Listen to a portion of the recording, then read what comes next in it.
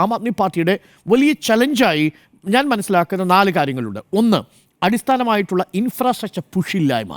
അടിസ്ഥാന സൗകര്യങ്ങളിൽ ആം ആദ്മി പാർട്ടിയുടെ രണ്ടാമത്തെ ഭരണം എന്ന് പറയുന്നത് പിന്നാക്കമായിരുന്നു എന്ന് പരക്കെ ദില്ലിയിൽ ഒരു ചർച്ചയുണ്ട്. അതിൻ്റെ ഒരു പ്രധാനപ്പെട്ട കാരണം എന്താ? കാരണമുണ്ട്. 88,200 കോടി രൂപയാണ് ദില്ലിയുടെ ബഡ്ജറ്റ് എന്ന് പറയുന്നത്.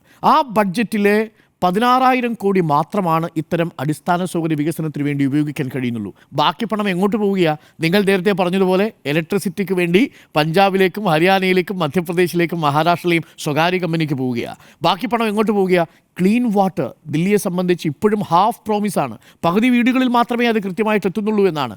ആ ക്ലീൻ വാട്ടറിന് വേണ്ടിയിട്ട് സർക്കാർ ചിലവാക്കുന്നു. മൊഹല്ല ക്ലിനിക്കുകൾ ഇന്നും ആം ആദ്മി പാർട്ടിക്ക് 10 വോട്ട് കിട്ടുന്നത് ഈ മൊഹല്ല ക്ലിനിക്കിൻ്റെ പേരിലാണ്.